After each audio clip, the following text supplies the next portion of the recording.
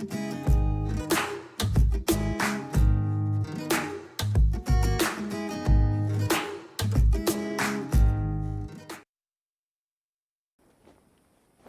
everybody, it's Dan from Ink Gaming. Welcome back to Wasteland 2. We're joining our group still outside Ranger Citadel. I did break into the gate like I said I would, and I looted that box. I actually got a different sniper rifle out of there, so we'll take a look at that. But first we're going to talk to the one guy that we have left to talk to right here, who is guarding the entrance to the actual fortress of Ranger Citadel. So, a desert ranger in a scarred but spotless combat armor stands at attention before the doors of the Ranger Citadel. He gives you a friendly salute. It's Grenadier Major Nur Gibbets.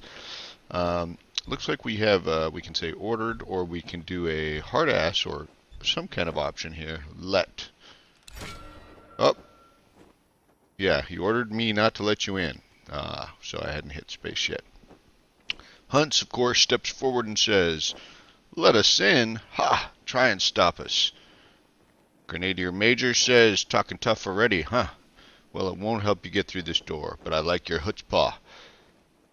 Still, you might want a little bite to back up that bark of yours. Tell you what, I got a little toy that might help. Interested?" "Oh, sure. You bet. I call her the Mississippi Mule because she kicks like one. A double-barreled flintlock pistol that'll turn your enemies into a thin red paste as long as they're within 10 feet of you. She was my go-to gal when I was out on patrol, but now I'm stuck here on door duty and she won't get much use. You can have her as long as you promise to put her to good use." "Okay, sure. Sounds good. Thank you. Sweet." And then, yeah, we can be like, "Move away from the door," but, yeah. I don't think that's ammo. Oh, we got some ammo too. Very nice.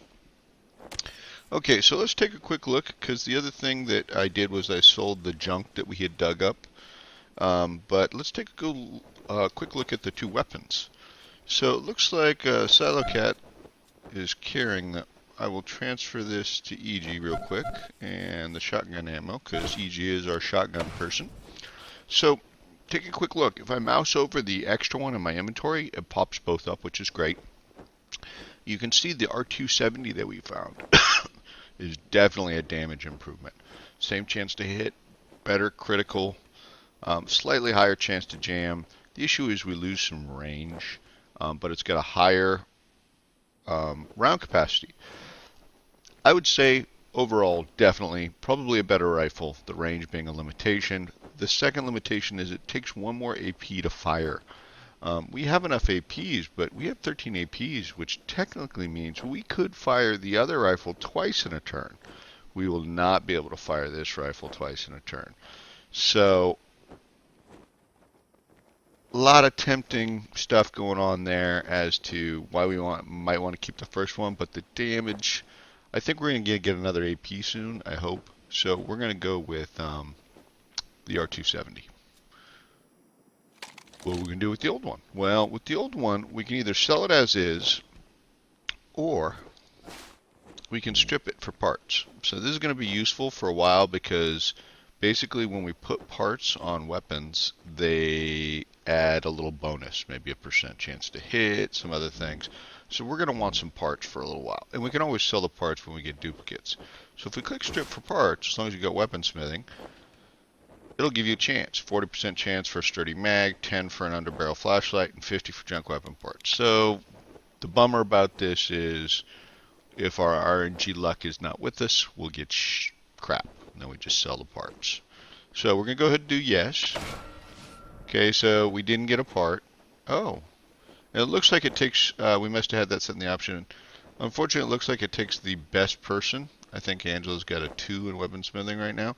And so, boom, she stripped it, you know, and she got 2 XP. She's level 7, she got 2 XP. Wouldn't it be nice if someone else got that? But that's okay. So, the shotgun. Looking at the shotgun, the Mississippi Mule. It's pretty much the same damage. Same crit, a little bit extra crit. Crit damage on the pump. Okay. I'm gonna be honest. Oh, I missed it. The damage is times 2. So I don't know whether that's because you fire both shells at once, um, but you know, basically when you unload, but you're gonna have to reload a lot. Slightly less range. That cone angle is kind of concerning. Um, it's a tough one.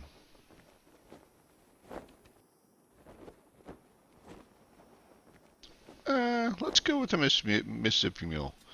Um, so if that's the case, let's go ahead and try and take this apart. Okay, so we might get an open choke weapon parts. Looks like we did get an open choke. Okay, it's unfortunately on Angela. There it is. It can only go on shotguns, and it looks like it increases the cone angle and reduces the maximum range. Weighs 1 pound. We don't need that shotgun to have any less range, probably. But we'll probably just keep that with us. Let's go put these parts on Heuntz. That's fine. We'll put that on Eiji. Eiji can carry his own potential choke. And then let's make sure we sell those parts. So we'll quickly go over here. Trade. Sell junk, is it? I think that was it. If we go check Heuntz and we check sell. Nope. Try him. No, that doesn't count as junk. We're gonna sell these. How do we sell these? There we go. So we haven't sold our cigarettes. We're gonna sell these energy weapons. We're not gonna use energy weapons if I can help it, probably. So that's just extra weight. Oh, we did get a sturdy mag. I think we found that in one of the little piles that we dug at. So we probably should equip that. That's actually a mod we should equip. Looks like we have a bunch of different ammo. We're going to keep all the ammo except for like energy because I think it's going to end up being useful. Just check in, mostly bandages, that kind of stuff, so we're good. Okay. And, oh, by the way, how much money do we have? We have 144 of scrap at this point. Can't buy the shoddy radiation suit. Could buy the leather jacket. This would be what I'd really want to buy is, you know, a better rifle or a better, yeah. Doesn't look like that's going to happen. Even having sold the various things that we sold. Okay, so we don't want to spend too much time here. Yep, we're done. Goodbye. Let's select you. Let's go inventory. Who should we give the better chance to jam or less chance to jam? These, I think almost everybody's got actually a very slight chance. Main sniper. Yeah, let's put on the sniper rifle, I guess. So if we go over here, and I think we click, is it the magazine?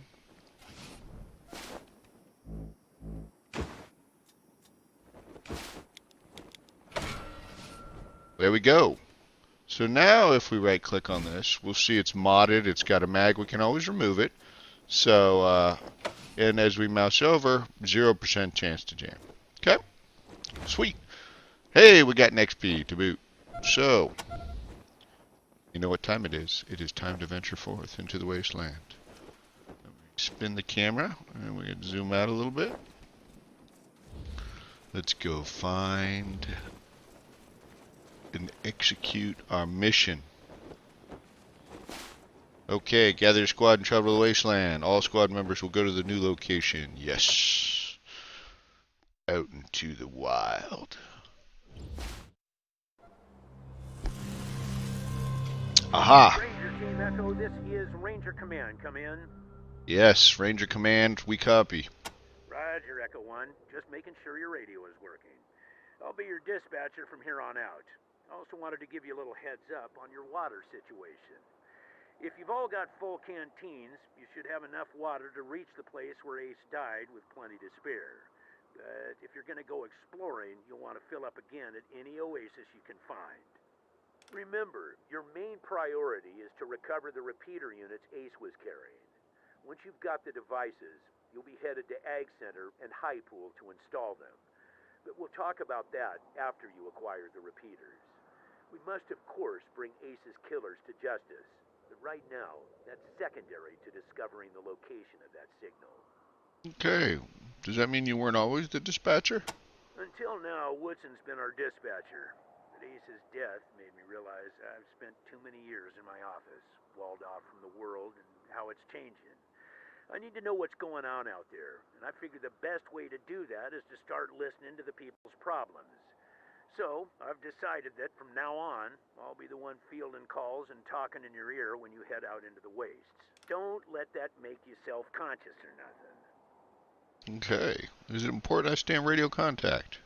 It is vital that all teams stay in radio contact with me here at the base. We get distress calls from all over our jurisdiction and sometimes beyond. Towns or farms or mines being attacked by raiders, mutant beasts, what have you. We field those calls here and then dispatch whichever team is closest to the problem. Sounds good. Roger. Out. 10-4 Echo 1, carry on. Ranger Command out. Okay, so it looks like we have, quote, information about the world map. When you leave a location and enter the wasteland, the game perspective will zoom out, show the world map. We get a little badge.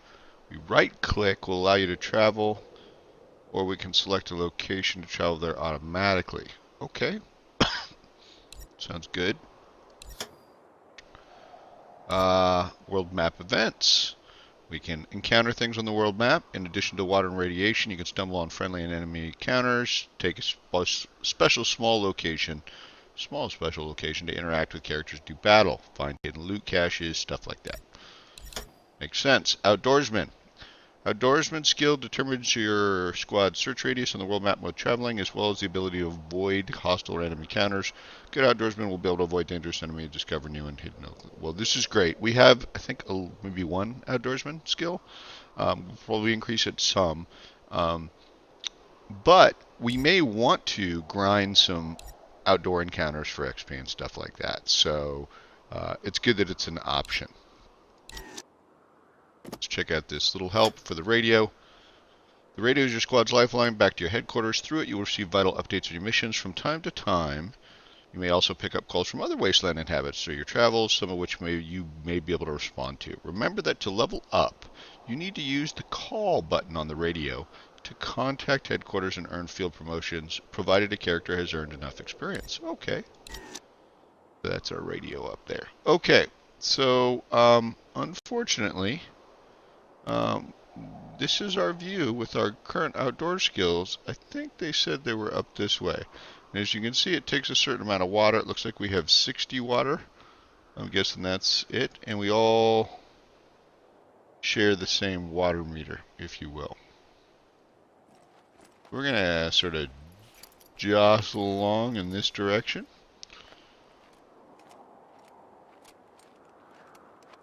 Oh, I guess we can do view map. Ah, there's the radio tower. Okay, so we can either, and it sort of explained that, but I didn't fully get that. We can either just, choose it and we'll go there, or we can kind of do a, little self-wander here. I kind of like the idea of a self-wander, because we could always be like, oh, hey, let's, what's that over there? Oh, look at this, we're getting some radiation. Oop. Whoa, we don't want, no, I'm good with no radiation, thanks, buddy.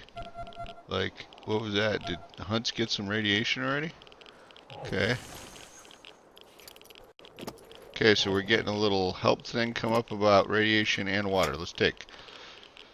Radiation is a constant and deadly threat while traveling on the world map. Radiation is visible as large green clouds denoted with a large radioactive icon. As you near an irradiated area, your Geiger counter will begin ticking. Entering an area will cause your squad to gradually take damage from the radiation. Each cloud on the world map has a certain rating depicted on its icon, with higher ratings doing more damage. This is what we need those radiation suits to protect us from. Speaking of radiation suits, Radiation damage can be reduced or eliminated with radiation suits, which are a special piece of equipment. Not all radiation suits are created equal. Some provide more protection than others, and throughout the game you will gain access to better radiation suits that allows you to explore more dangerous parts of the world. Radiation suits come as a set, so you only need one for your entire squad. So it looks like that's level 1. So if we were wearing the suit in the picture, which is +3, we probably would just dance through that area and not be bothered. Okay, let's look at the water situation. Water is a matter of life and death in the Wasteland. As we travel on the world map, water is consumed.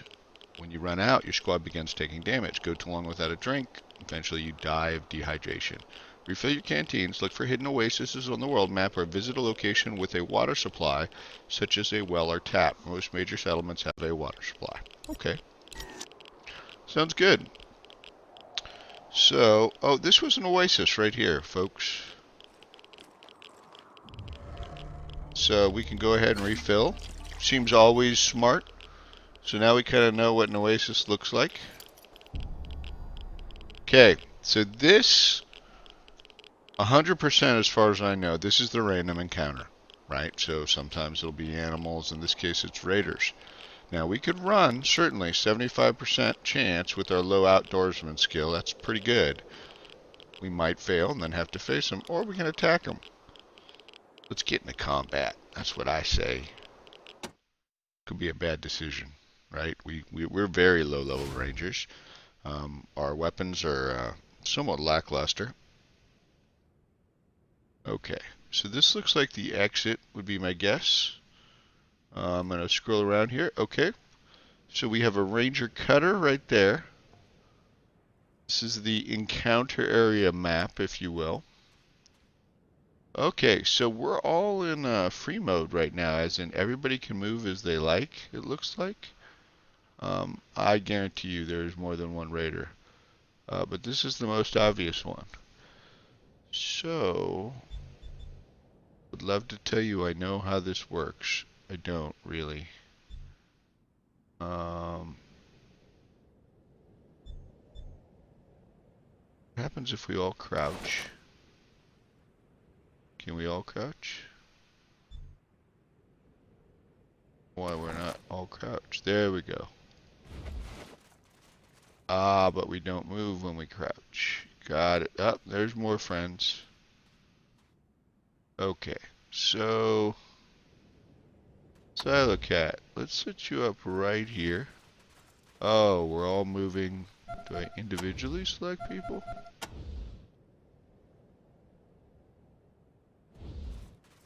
No. How do we individually select people? I apologize. We will get this down. Ah, there we go. Okay. So, Sylokat, let's try you back over here. Hopefully you can fire over that wall. Let's get you to crouch.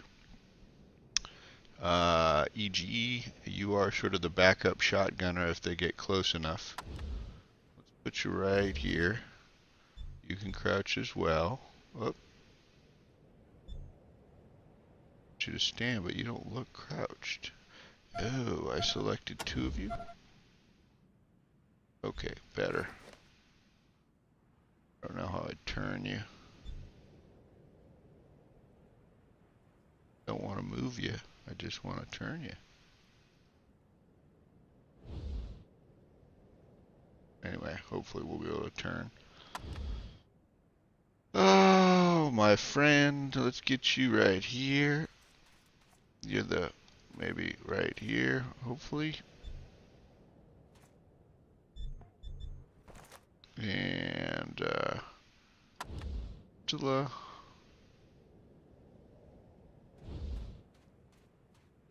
Get you right there. And Heuntz. Good old Heuntz. Taking up a spot on the, probably the least protected spot. Good job. Okay, so let's get combat going. Oh, Sylokat, let's let you lead off. You have a pretty good chance here. See how it says when you mouse over, 78% chance. So let's do this.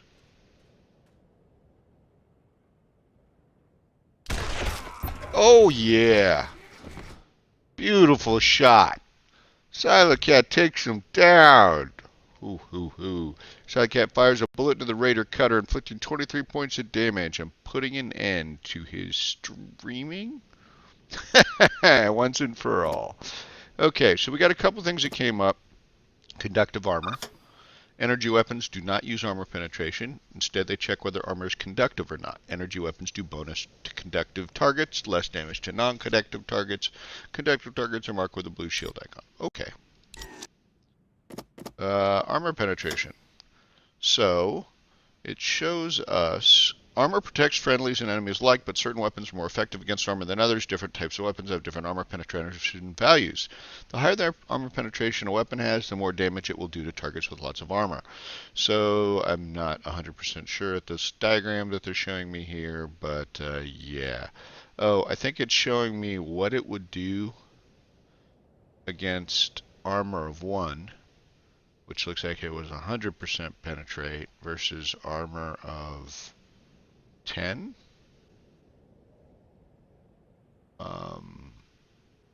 Yes, if you had 5 armor penetration, you do 50% chance, or 50% damage. Okay.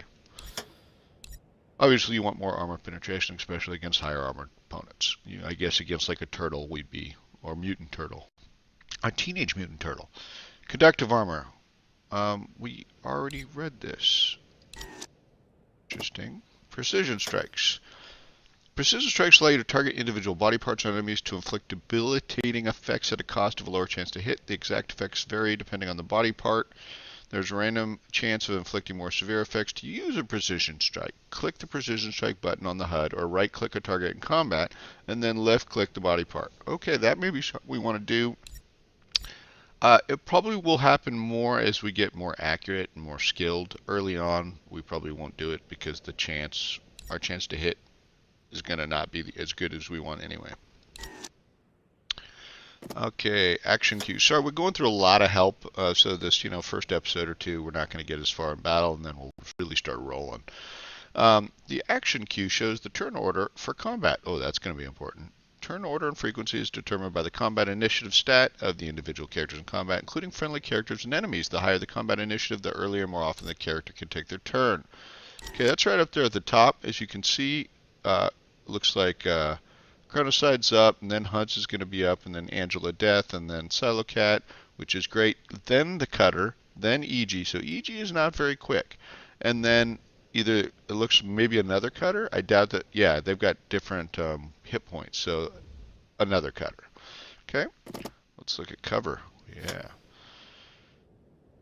In combat, cover plays a vital role. Taking cover will reduce attackers' chance to hit their target, will also provide a chance to hit benefit for the person who is in cover. However, cover is only good when it's in line of sight to the attacker. Attacking from a flanking position is often a good tactic to wipe out cowering enemies. Certain cover can be destroyed by weapons, fire, or explosive, so it doesn't last forever. So I intrinsically assumed this, right? That's why I set up how I set up. Action points. Action points are a measurement of how many things you can do each turn while in combat. Each action, such as moving, attacking, reloading, or using skills or items, has an AP cost. Makes sense. And then not all characters have the same amount of AP. Yeah, that was based on our stat distribution, right? Certain actions take different amount of AP for different characters. You might have high speed. You can move more distance per AP. Okay. Different weapons and actions have different AP costs. Makes sense. Okay. Once all of your AP has been used, the turn will end. The next character in the action queue will take its turn. Alternatively, you can end a character's turn early by using the end turn button, which will allow you to carry over up to 2 bonus AP to the next character's turn. So if we ended your turn and you had like 4 AP, you'd only carry 2 over. But that would allow you to, let's say you only had 6 AP normally, the next turn you could have 8 AP, which would be great, for certain. Like it might allow Sylokat to fire twice, right? Let's see here. Combat. Life isn't always peaceful, turn-based, depending on their initiative, stat, action, moving, blah, blah, blah. Once it starts, it continues until one side is left standing. Okay. We've finally gotten through all the help. So, I guess the other question is, we see one cutter here. Does that mean there's a cutter here? I see a bar here. That's interesting. I actually do not know where the other cutter is. And we really don't have a field of fire on this guy. It looks like he's got hopefully only the sword, whatever, machete, something like that. So I'm going to look at this stuff. I'm not sure what ambush is. Um, it may be like if a target becomes available, fire at it, when it's not your turn. So I'm going to go ahead with Cronocyde, whose turn it is. I'm going to try ambush. Don't want to move. I'm really surprised to help. Oh, there is a gunslinger. See, it says a raider gunslinger threatens from 35 meters away. I imagine it's there. That's what I imagine. So we're going to do the same thing here with Heuntz. We're going to do the, right here, 4 AP to ambush. Angela, I think we're going to do the same thing. Hopefully they can't see us like they have. Anyway, we'll give it a go. We may take some gunfire here. Now, Sylokat may have a shot. Nope, out of range. So we're going to do the same thing. Okay, so he's going to charge. Okay, unfortunately, everybody executed their ambush rather than like one at a time. And so Heuntz pegged the Raider Cutter for 11 points. Apparently ending it all. I wonder whether this was opposite. Maybe we had some misses, maybe. Cronocyde and Heuntz hit, though. And that Raider's done. Which, again, except for the fact that we fired, I think, 4 bullets. Happy, go lucky. I don't think we're going to actually have Eiji ambush because I do not want him to hit people with that gun. Okay. Yep, there he is. He's going to get a shot, definitely. I imagine. Oh, no, he full ran and then crouched. That cover's not going to help him very much for anyone because it's on the side. So, we get, oh my goodness, lots of turns, potentially. So, this should be just a matter of, although it's costing us ammo, it should be a matter of finishing him off. So, it looks like Cronocyde is going to get the first option. 74% chance. It looks like. Here's Precision Strike. Let's just look at it since they told us why this is not. Ah, there we go. When you click, so we can aim at the head, but look, 17% chance to hit. Torso, 47% chance. 42 on the legs, 42 on the arms. So I can say very clearly we're not going to be doing that. Okay, we're just going to shoot until we get. Okay, so he hit. 7 points of damage. As you can see, he's just got a little bit left. Now, I don't think we can fire again. We can actually fire twice a turn with these guys. So that's what we're going to do. It would be silly not to, I would think. Nice. Way to go. Great job, everybody. Look at that. XP, we got 45. It was 15 for each target, and everybody gets the XP, not just the person who got the kills. So that's really important. So it's going to tell us about loot. One of the ways Rangers must survive in the Wasteland is by scavenging what they can. Interacting with containers and corpses opens up a loot interface, allowing you to give individual items to individual squad members, as well as take all and distribute all. Okay? Which is fine. Loot containers. Containers holding loot can be locked or trapped. You want to use your various skills, such as perception, demolition, lockpicking, and safecracking to identify and disarm threats. Unlock those pesky locks. But remember that some people may not take kindly to grabbing us grabbing their stuff. Okay, so we can now, I believe, we can go ahead and what are these yellow bars? Is that XP? That is. Okay, so Heuntz is. I wonder whether they're getting some individual XP when you do. Well, maybe when he was digging or. Anyway. So I think one of the things that we want to do, first off, is I'm going to select everybody. And then what I want to do is I want to reload. I want to make sure we always, are walking around now. And then we can examine. Okay, so this guy, guessing. We get nothing from him.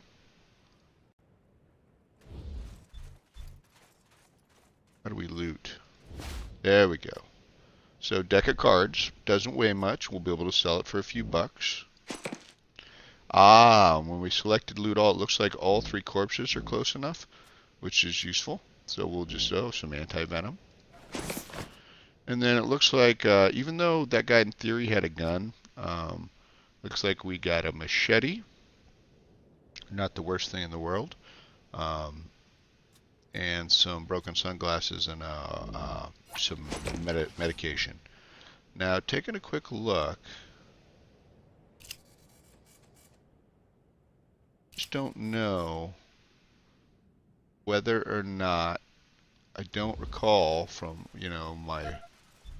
the brief amount I played way back when, is there an easy way to know if there's lootable stuff beyond the corpses, obviously, the guys we killed? In other words, is there an easy way without me wandering around the map like this to be like, oh, there's a crate right there? Right? Spinning the camera.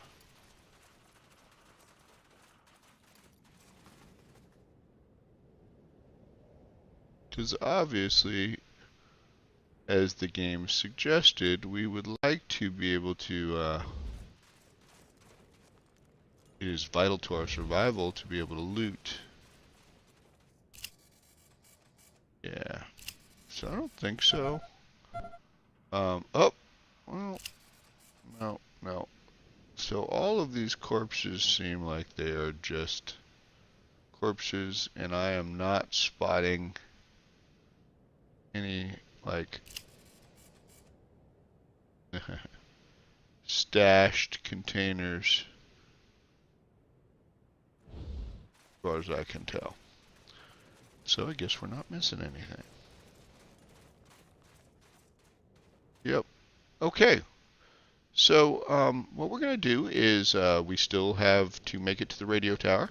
However, due to all that help and us getting on our way, that took a little bit longer. So we're going to call it an episode here. Ooh, that's interesting. You think there's anything up there? I don't see anything. That'd be a kind of cool sniper spot, huh? So the adventures continue with our force of rangers. Hopefully we will see you next time.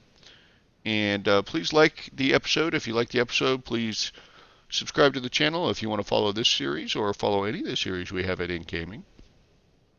Thanks for watching. We'll see you next time.